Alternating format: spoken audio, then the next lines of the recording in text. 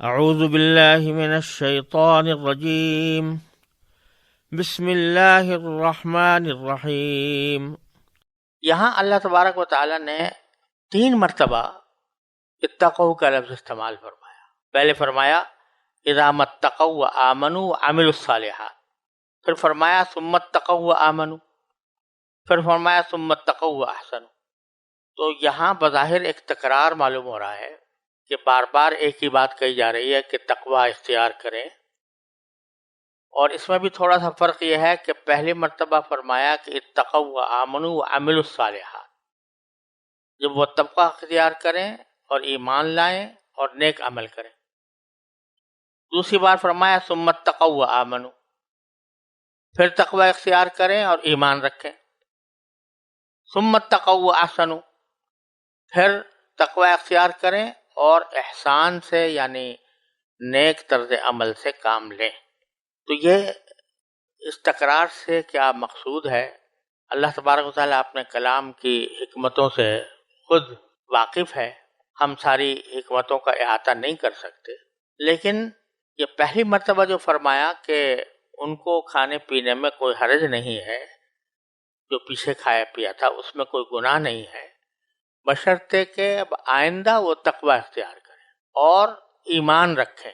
ایمان رکھنے کے معنی یہ ہے کہ جو انہوں نے شہادتین کے اوپر ایمان لایا ہوا تھا اس کو وہ ثابت قدمی کے ساتھ اپنائیں، اور جب بھی کوئی حکم آئے تو اس کو دل و جان سے تسلیم کر کے عمل الصالحات نیک عمل کریں۔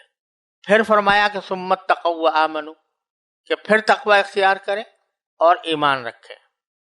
مطلب یہ کہ یہ تقوی کی جو صفت ہے یہ کوئی عارضی نہیں ہونی چاہیے بلکہ مستقل ہونی چاہیے، اور آئندہ بھی تقوی اختیار کریں، اور تقوی اسی وقت حاصل ہوگا جبکہ ایمان پختہ ہو۔ اس لیے ثم اتقوا وآمنوا فرمایا کہ جب ایمان پختہ ہوگا تو پھر یہ تقوی کی صفت عارضی اور وقتی نہیں ہوگی بلکہ وہ مستقل ہوگی، اور ایمان کی وجہ سے ہی تقوی مضبوط ہوگا۔ جتنا ایمان مضبوط ہوگا اللہ تعالیٰ کے سامنے جواب دہی کا احساس دل میں قوی ہوگا، اسی اعتبار سے تقوی میں اضافہ ہوگا، اور آئندہ بھی وہ گناہوں سے پرہیز کریں گے۔ پھر فرمایا ثم اتقوا واحسنوا، پہلے جملے میں یعنی ثم اتقوا وآمنوا میں تقوی کا جو بنیادی سبب ہے اس کو بیان فرمایا گیا ہے کہ ایمان جتنا مضبوط ہوگا اتنا ہی تقوی پیدا ہوگا۔ اب تقوی ہونے کے بعد صرف اتنا کافی نہیں ہے کہ ظاہری طور پر تقوی حاصل ہو جائے، بلکہ وہ تقوی دل میں جاگزین ہونا چاہیے، اور اس طرح جاگزین ہونا چاہیے کہ آدمی ہر وقت یہ تصور رکھے کہ مجھے اللہ تعالیٰ دیکھ رہا ہے یا میں اللہ تعالیٰ کو دیکھ رہا ہوں۔ اسی کو حدیث میں احسان سے تعبیر کیا گیا ہے۔ حضرت جبریل امین علیہ السلام کے سوالات کے جواب میں آپ نے جب حضرت جبریل نے پوچھا تھا کہ احسان کیا ہوتا ہے تو آپ نے فرمایا تھا کہ ان تعبد اللہ کأنک تراہ فإن لم تکن تراہ فإنہ یراک۔ یہ انسان کے روحانی ترقی کی آخری منزل ہے۔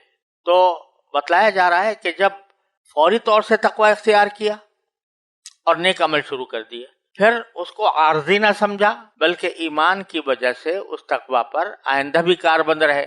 پھر کاربند رہنے کی جو صفت ہے وہ صرف فرائض کو ادا کرنے اور ٹالنے کی حد تک محدود نہیں، بلکہ آدمی تقوی اور اس کے مطابق عمل صالح کا جو ارتکاب کرے یا اس پر جو عمل کرے تو وہ اس تصور کے ساتھ کرے کہ مجھے اللہ دیکھ رہا ہے یا میں اللہ کو دیکھ رہا ہوں۔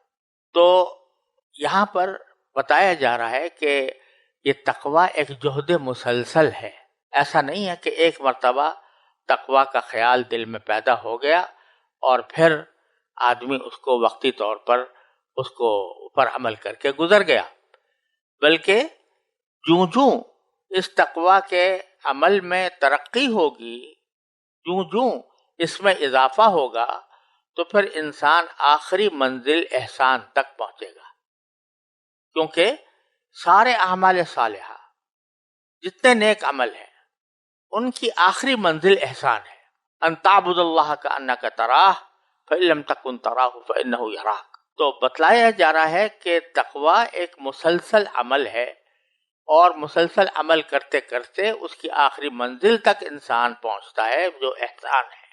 واللہ یحب المحسنین، اور اللہ تعالیٰ نیک کام کرنے والوں کو یا احسان کا درجہ حاصل کرنے والوں کو محبوب رکھتا ہے، ان کو پسند کرتا ہے، ان سے محبت رکھتا ہے۔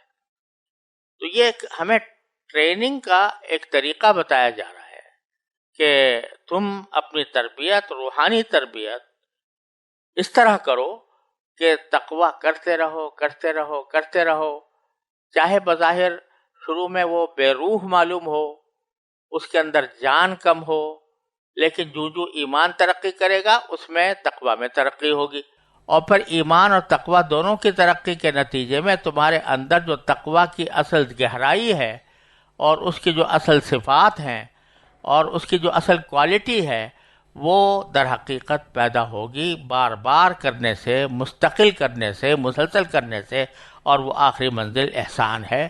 واللہ یحب المحسنین۔ آخر دعوانا الحمدللہ رب العالمین۔